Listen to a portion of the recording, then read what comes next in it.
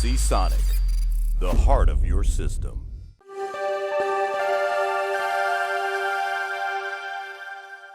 Hey guys, Bowman's here from Kit Guru.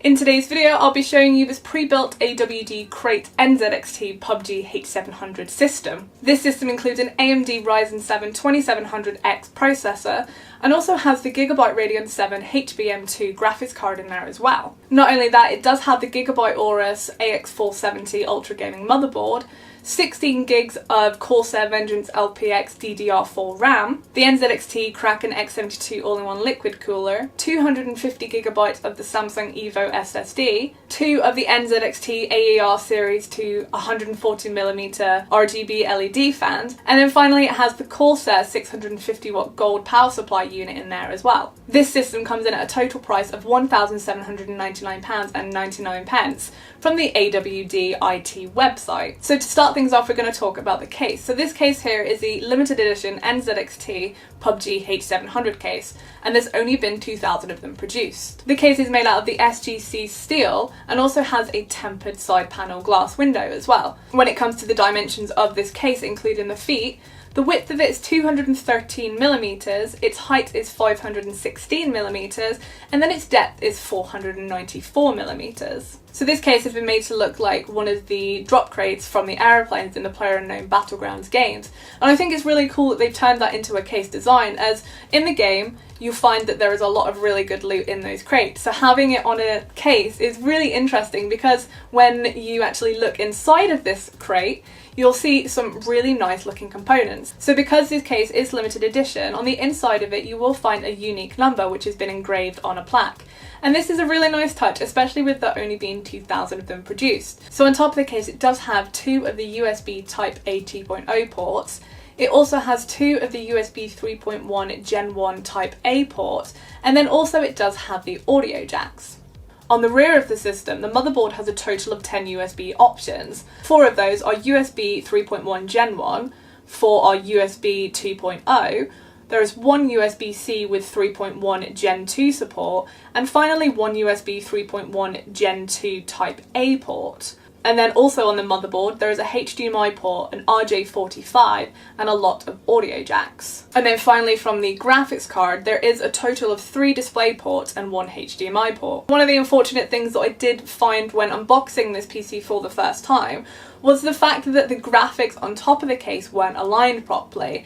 And I feel that if you were to buy this, especially with there only being 2,000 of them made and it's limited edition, I do think that if you were to get this, you'd be pretty frustrated if the graphics weren't aligned properly. I mean, I love the way it looks generally, but when it comes to just the top, it's just kind of a shame really, because if someone came round, they were like, oh wow, you have a PUBG PC, that's incredible, and then they're like, oh, it's not aligned properly. I don't know, I just feel that because it is a limited edition item, I do think that maybe they should have taken a little bit more care and a little bit of more time, kind of just making sure that everything was spot on when it came to the looks of the case, especially because it is on the exterior. It's the first thing people are going to notice.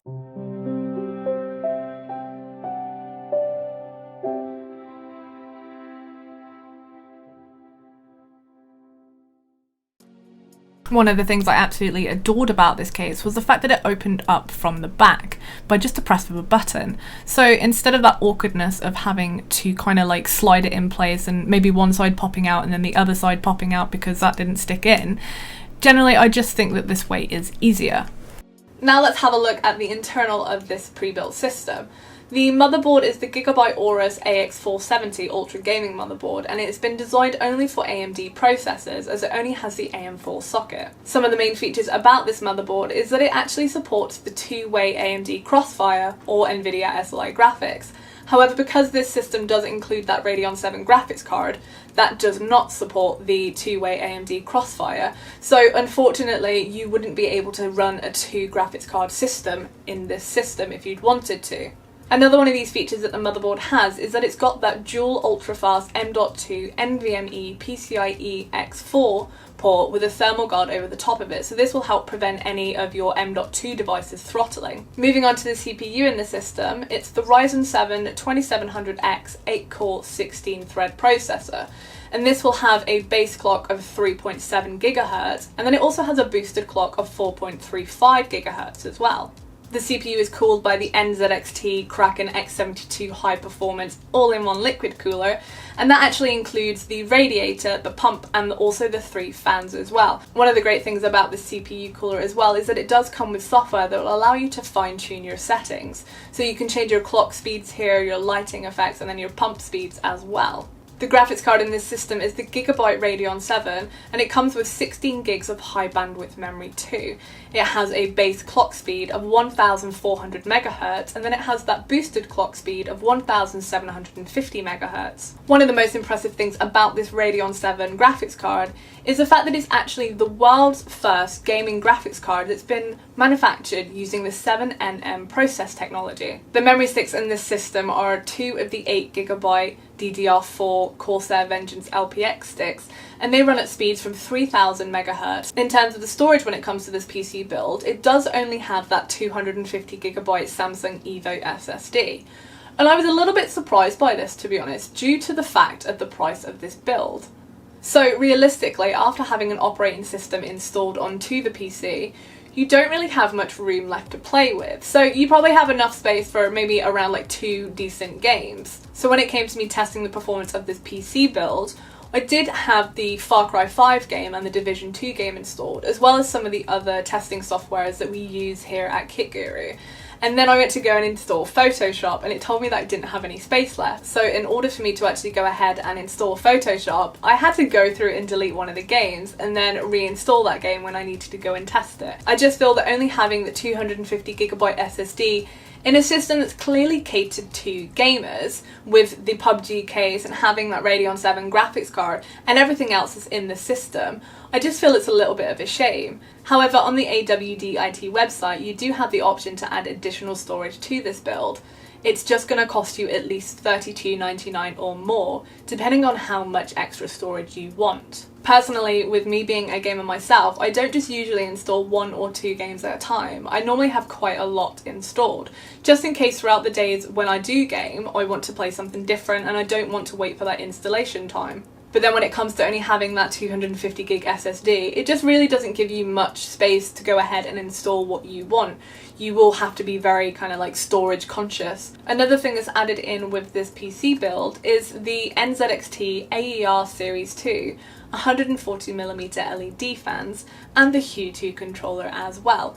So one of the fans is located on the back of the case, and then another one of these fans is located on the top of the back of the case, and then the Hue 2 controller is on the back panel of this case as well. So this will allow you to change any of the lighting effects that you want to have in your system. Currently it is shining blue, and the reason for this is because AWD wanted to keep the colour scheme throughout the case, and this is a really nice touch, because obviously the fans themselves and the CPU cooler are shining blue to match the top of the case, and then down here is where you'll find the graphics card is shining red, as well as the Aorus logo on the motherboard too. When it comes to the way this system actually performs, it's definitely very impressive. It's worth mentioning beforehand as well that this build's components are not overclocked.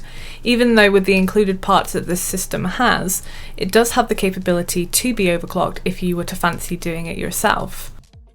I ran some Cinebench tests to measure the CPU performance, and the score that was achieved with this build sits at 1817. The CPU does take a little bit of a hit when running this software, and as you can see, there is 202 points less than the Intel Core i9-9900K. And even though the CPU hasn't been overclocked, it still manages to achieve 4.3 GHz out of the box. For 3D Mark, I had put the system through TimeSpy, Firestrike and Firestrike Ultra, and the benchmarking results overall were decent across all of these tests. In regards to the games that I had tested, I originally had chosen to do Far Cry 5 and Assassin's Creed Odyssey. However, instead of Assassin's Creed Odyssey, I wanted to choose something that was more of a newer release title, so I actually went with The Division 2.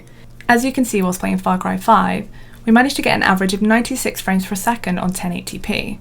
We got 88 frames per second on 1440p, and then we got 56.5 frames per second on the 2160p 4K resolution.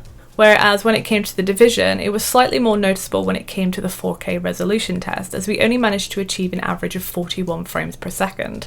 However, the other resolutions managed to get 81 frames per second on 1080p, and then 68 frames per second on 1440p. When playing these games, I didn't feel any kind of lag or sluggish movements.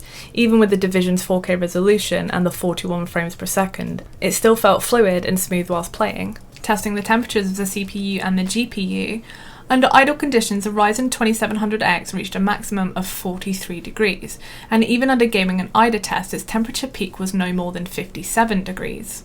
Whilst the Radeon 7 graphics card ran 35 degrees under the idle conditions, and when under load ran no hotter than 73 degrees. This is great, down to the fact that these are peak temperatures under load, and they really aren't anything to worry about, as even the competing RTX 2080 cards can peak at around those temperatures, and sometimes even more. Whilst the PC was idle, it had a very minimal sounding hum, reaching only a maximum of 42.2 decibels, whereas when testing under load you can definitely hear the increase, however peak noise output did not exceed 49.6 decibels. The last performance I checked was the power consumption. Here the system drew between 332 and 416 watts under load, whether that was gaming or in the AIDA64 software. This means that the PSU is operating at a peak of 64% under load, which is a fairly comfortable level for the current specs. Overall guys, I do think that AWD-IT have done a really good job with this system build. They've chosen components that complement each other and perform really well, and generally keeping the look throughout the entire build too. It's definitely a really nice thing. It's just a shame that when it came to the graphics of this case, obviously they weren't aligned properly, which if you were someone to buy this, you'd want them to be perfect, just for the fact of you're spending money on this, so you want to have something that definitely looks the part. And then when it comes to the storage in this build, I would recommend you guys having additional storage, just for the fact of you want to be able to play all of your games without any complications or without having to delete something that you don't really want to delete but you kind of feel forced to, so having additional storage is definitely a must. When it comes to the price of this build as well, I do think that you definitely get what you pay for the fact that I went onto the PC Part Picker website and I'd actually recreated this build to see how much AWD-IT were charging extra just for the fact that it was pre-built. But actually the price result that came onto PC Part Picker was £1,725.80, excluding postage and packaging. And then obviously this pre-built system from AWD-IT comes in at a price of £1,799.99. So they've definitely kept everything to the minimum so that you didn't really feel like there was much difference from if you were to build it yourself to them pre-building it for you, which is a really nice thing, because sometimes you'll find that companies will add like an additional £100 or £200 on top for the fact that it is pre-built. So the fact that they've kept everything down to that minimum is a really nice thing, and I just generally think overall it is definitely a really, really nice system. So good job AWD-IT. Thank you so much for watching guys. If you did enjoy this video, please make sure to give it a thumbs up, and if you haven't subscribed to Kit Guru, please make sure you do go ahead and hit that subscribe button. We also have a Patreon page as well, so if you want to become a patron to Kit Guru, you do get things like exclusive giveaways, an exclusive Discord role, and also access to these videos before they go live on YouTube. One final thing to mention as well, we do have a new merch store, so if you want to represent Kit Guru, please make sure to go ahead and check that out as well. All of the links that you'll need will be in the description. Thank you so much guys, have an awesome day, and I'll see you for the next video. Bye!